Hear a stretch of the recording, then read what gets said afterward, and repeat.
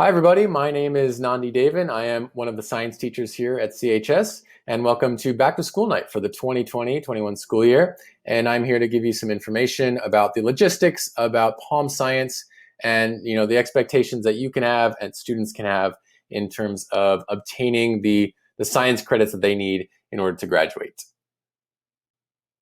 Just a little bit about me before we get into the class.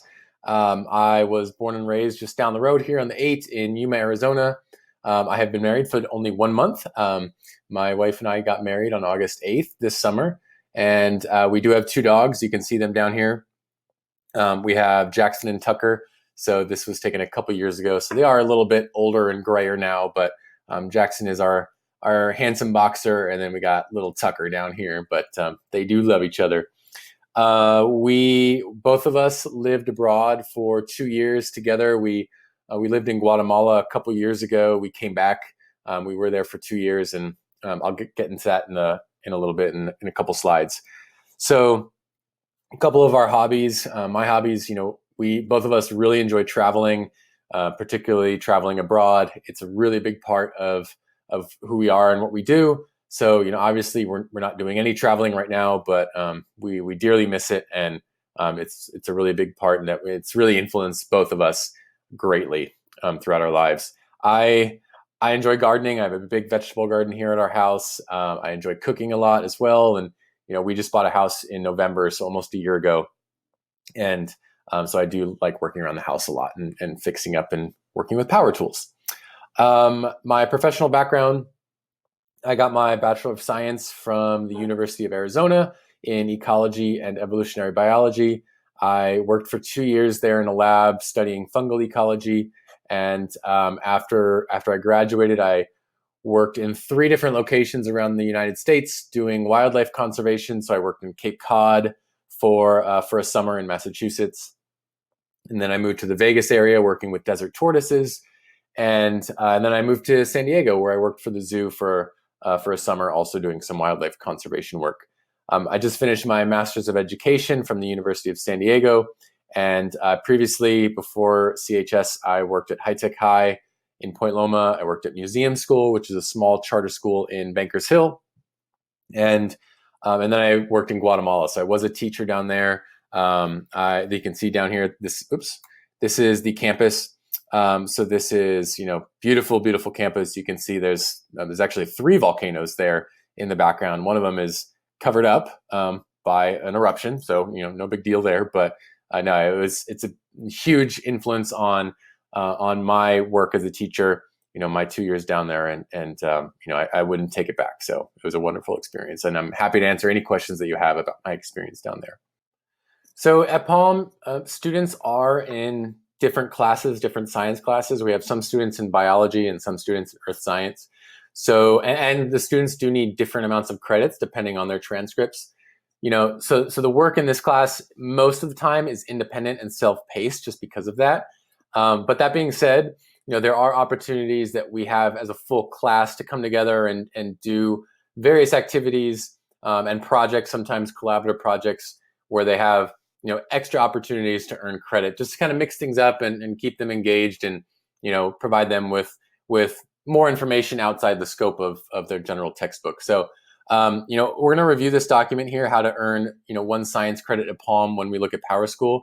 But this is a great resource for students to refer to. They'll be using it pretty regularly, and for you to refer to in order to kind of understand what students need to do in order to obtain a credit. So just real quick before we go to PowerSchool, if you want to communicate with me, for parents, the best way is through email. That's going to be the best option. But PowerSchool also works, and if students want to communicate with me, that's always going to be through PowerSchool. Okay, so those are the 2 main methods of communicating with me. So let's take a look at PowerSchool here, and depending on the class doesn't matter. Both biology and earth science is set up exactly the same. So I'm not going to show you both, but so you can see here, now this is the Welcome to Biology page, or Palm Biology. The Zoom link is here. All students are familiar with how to access that now. This is a flip grid that we did at the beginning of class, but so they're earning 1 science credit down here. This is a really good document to review. In fact, let's go over that right now. So, so the main thing is, there's different options for students to choose from. No matter what, to earn 1 credit, you have to read 2 chapters in the textbook. Okay, so students have to read 2 chapters, and they get a variety of options to choose from. So they have to complete one thing from each of these sections in order to get 1 credit. Okay, so you read 2 chapters, and then you can choose letter A or letter B or letter C. Okay, they don't have to do all 3. Once they do that, they turn it into me, and then they can move on to section 2, where they have 2 options. They can complete section A or section B. Okay, do that, same thing, turn it into me, then they can move on to section 3, where they complete either A, B, or C. So that's completely up to them as to what they choose, whatever their preference is. And they can kind of mix and match throughout the year as well. That's no problem.